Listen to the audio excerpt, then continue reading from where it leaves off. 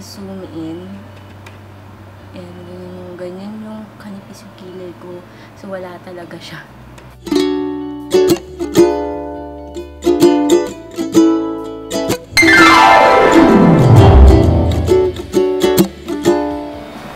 Hey guys, I want to share that this is the last day na magkikilay ako kasi later on, magpapa-microblading ako sa The Beauty Nook PH. So, I'm so excited. And because of that, I want to share with you yung mga products na ginamit ko for the past years. Hindi pa ako tapos magkilay pero just zoom in. And ganyan yung kanipis yung kilay ko. So, wala talaga siya. Ayun ako. So, syempre sa mga walang kilay, ang pinaka-hinahanap ko sa product is yung long lasting. Ayoko din yung waxy kasi nga wala nga akong kilay. So, recommend these products na ginagamit ko sa pagkikilay journey ko. So, this is the first product. This is by Maybelline. Gusto ko yung brush niya, which is this one. Ito yung ginagamit ko pang outline. Pag ginagamit ko to parang natural lang talaga. Walang harsh lines. Ito lang, tapos ibabrush ko, it's okay na. So, gusto ko to. It's, yun lang, hindi siya super long lasting. Pero pag ginamit mo siya. Next, with the pencils, I can recommend two products na talagang ginagamit ko. Which are these two. This is the automatic eyebrow pencil in the shade Dark Coffee.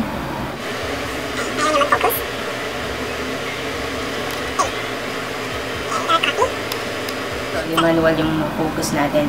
So, gusto ko to. Actually, wala na siyang laman. Pero, madalas solo to sa Miniso. Pero, ang ganda niya talaga. Gustong-gusto ko din to. If you'll be using a pencil and then wala kang kilay, this is the pencil for you. And the next one is this eyebrow product from Eberbelena. Actually, hindi pala to. Shucks. Wala na pala akong stock nun, pero magkamukha sila. Kung pupunta kayo ng Eberbelena, look for this ka-look-alike eyebrow. So, itsura niya, retractable din siya yung pencil. By the way, this one is the eyeliner. Sorry, wala na akong stock nung eyebrow pencil nila na ganito. Pero, maganda yun. Yun pala, going back, ito kasi, ang downside, walang brush. So, dapat may brush ka. Like ganito, this one to spoolie I mean, para ma-brush mo and matanggal yung mga harsh line. And dito, maganda pala sa Miniso going back is that retractable din siya. Gusto to, kaya wala na akong ma-e-eme. Tapos, may brush siya. So, you can bring it anywhere. Marami akong na-try sa Miniso, pero ito yung pinaka gusto ko. Manipis lang din siya. Ang gaan, ang daling i-drawing. Same thing with this. Yun yung mga gusto ko sa pencil in terms of pangkilay is manipis sila. So, madali silang hawakan.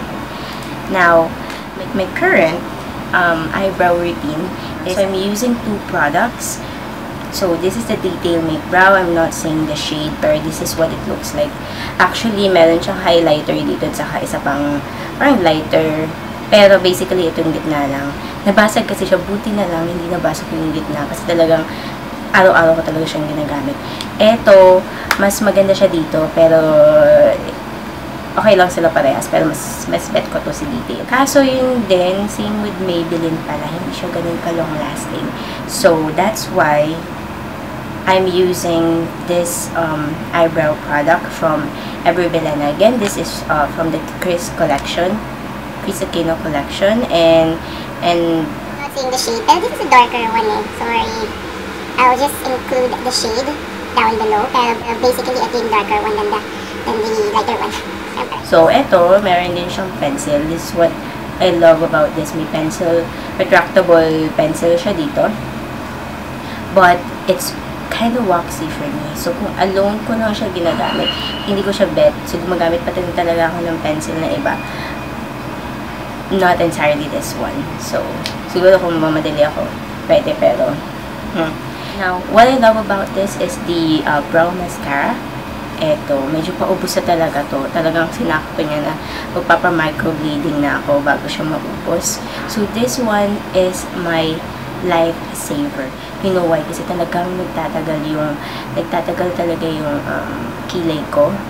And this one, wait. Ayan, nagtatagal talaga yung kilay ko. So, ito siya. Mas madami siya. Ito yung tandem nito is very, very effective for me. Kasi talagang nagtatagal yung kilay ko. As in, hindi katulad dati with the other products, maganda sila pero hindi sila long lasting. So, kunyari lumabas ako, I have oily skin by the way. So, kasama yung kilay ko. Bukod sa, syempre ito yung oily, kasama yung bandang kilay ko. So, talagang parang nabublurred out, nabubula sila throughout the day. But with this too, especially when I put on the mascara, it's kilay proof. It's hulas proof for me. So now, let's go ahead and do my eyebrows kasi maliit na ako. Ang appointment ko pala sa Beauty Nook is around 11:30. And that's in Magdalena guys. So, ayan, tingnan nyo wala talaga akong kilay. So, makakaalis ng bahay nang walang kilay. Kahit palengke lang yan guys. Magkilay ako. Mas kilay is fine. Actually, buburahin din naman talaga ito mamaya. Pero syempre, I wanna be presentable pagpunta doon and I wanna show you guys kung ano yung magiging kilay ko. So, ganyan siya. Okay na po yan. Okay na ako. I'll just brush it. Yun yung kilay routine ko. Actually, hindi ko siya nilinis. May mga kalat to ay usually dahil nga ayoko nang try din sobrang sakit dahil wala naman akong kilay. Wala silang matatry. Nagpapaano lang ako. Nagpapaahit lang ako. Hindi lang ako marunong mag-ahit ng sarili kong kilay. I will be using this brow mascara, my favorite. Paubos na siya, pero sobrang ganda niya. Diba, sakto lang kasi siya sa buhok ko. Wait. Siguro na siya. Ayan, tapos na ako. Hindi natin ganong gandahan kasi nga alis naman ako. So, natin yung bangs ko. I'll get ready na kasi nga, mag-late na ako.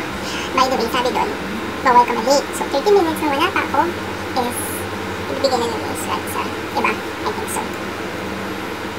ayan, ito na yung aking eyebrow.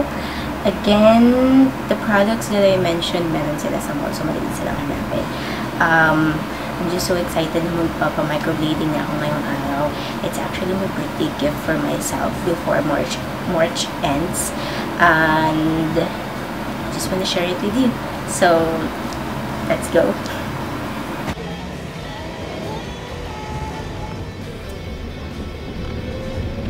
Guys, we're on our way.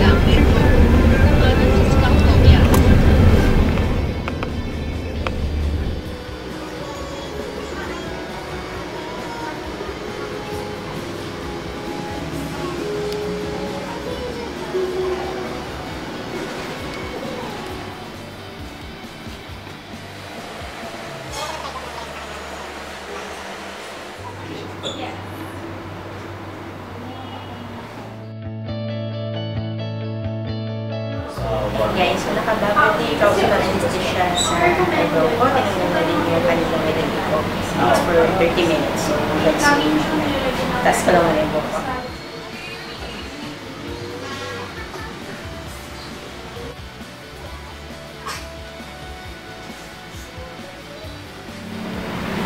Dinraw niya pa lang yung brows ko. Kaya na lang niyarapan. Tapos, ano yung ginagawa mo para ma-maintain yung shape? Lang. Hindi ko magpa-thread. Kasi sobrang sakit dahil wala naman akong kilay. So, ano lang, akin. Okay. Hindi ako marunong. So, sa mga salon.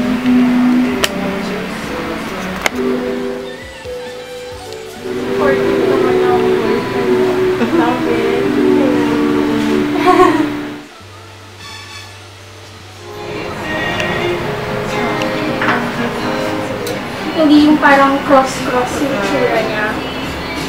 So yun, and then yung arc naman, yun, sinundan ko lang yung natural arc. Kasi yung arc is what makes you look younger, it what shapes the face, so yun, it's natural also. So yan, yung thickness naman, gusto ko rin sundan yung natural thickness. I'll start from where the hair starts and where it ends. Not too thick or not too thinner, parang hindi naman mukhang kanat. Small budget ka. Yeah. So yun, if you're okay with that, I'll put a marker on there. Okay. Yung mas malala pa kayo na doon. Hindi naman malala. Grabe naman. Yung malala is yung super hindi siya symmetrical. So, isa pa tayo, isa sa taas. So, tinanggal ko yung hila niya. Anong color niya? Dark brown. Dark brown. Disposable siya. So, every client, I use a new one. Parang pang dentist talaga yun. So, yun yung microblade. Medyo ano siya. It's very tiny, pero manipis siya na blade. Okay, we'll start. So, yung first pass, ito yung pinakamasakit. Every after pass, kung lalagay dito ka na anesthesia. So, don't worry na mababawasan yung pain.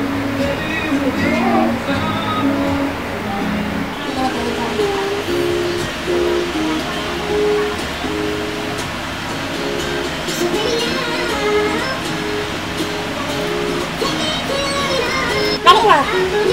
It depends sa skin mo. So, titingnan natin. Minimum 5. Kailangan talaga malamba at kanya pa mo. Kasi kung masyadong malalim din yung strokes, ang kalalabasan is mag-scar siya.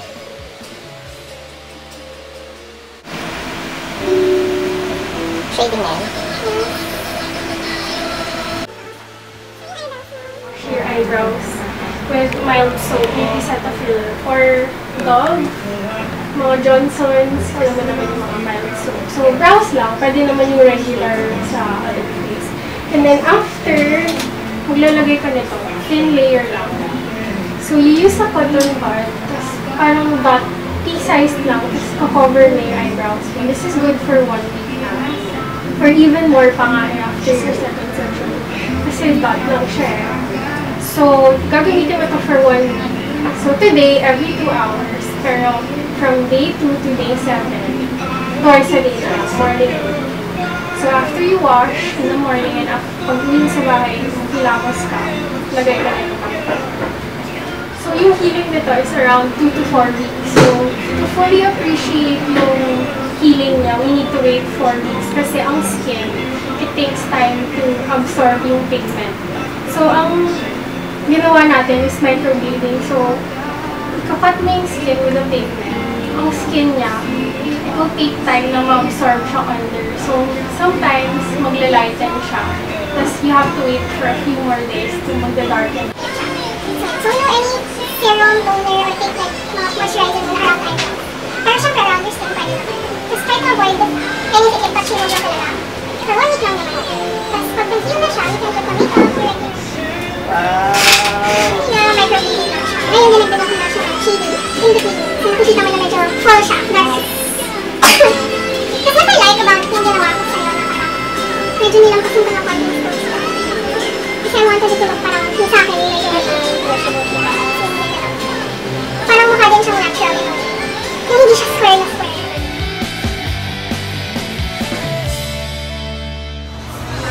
Guys, this is my brows right after their procedure. Namumula pa yung dito ko. And sobrang dark niya. Pero ang ganda niya. Buti na lang, nakabangs ako. Kumain na kami.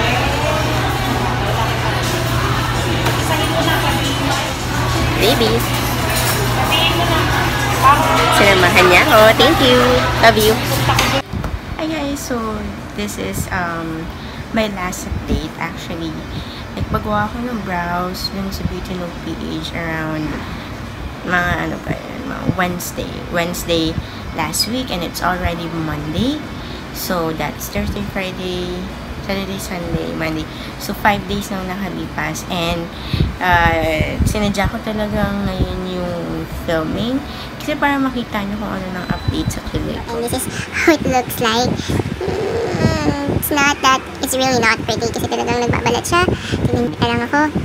Ano, ito yung sinasabi, and I guess ito yung sinasabi ni Miss Monica na talagang magbabalat siya. Gusto ko siyang tanggalin. Pero sabi niya, huwag ko daw pilitin. Kasi baka mas lalong magsugat. So what I do is I use a cotton buds. Tapos ginaganon ko lang siya. By the way, she gave me this ointment. So, after no procedure, hindi ko na gana na-explain, is that within 24 hours, yung day 1, let's say day 1, every 2 hours, naglalagay ako ng ointment. Hugasan ko muna with mild soap. So, I bought Cetaphil kasi hindi yun yung facial wash ko. So, binili ko siya para lang sa brows ko. I apply this over my brows every 2 hours.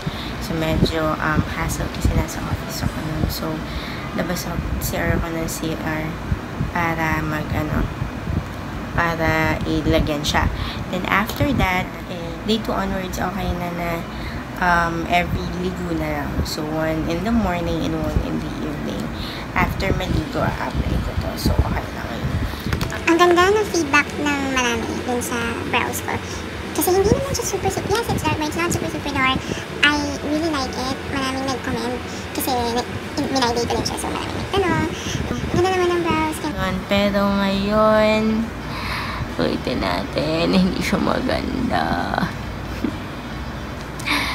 Pero, sinabi naman, and explain naman sa akin ni Miss Monica, and I did my research din, na ganun talaga yung healing ng brows natin. Kasi of course, microblading is still a blade, susugatan yung skin mo, so it will still take time para mag-heal. Like ordinary sugat. Pag nagsugat ka, yung parang may violet, purple na balat.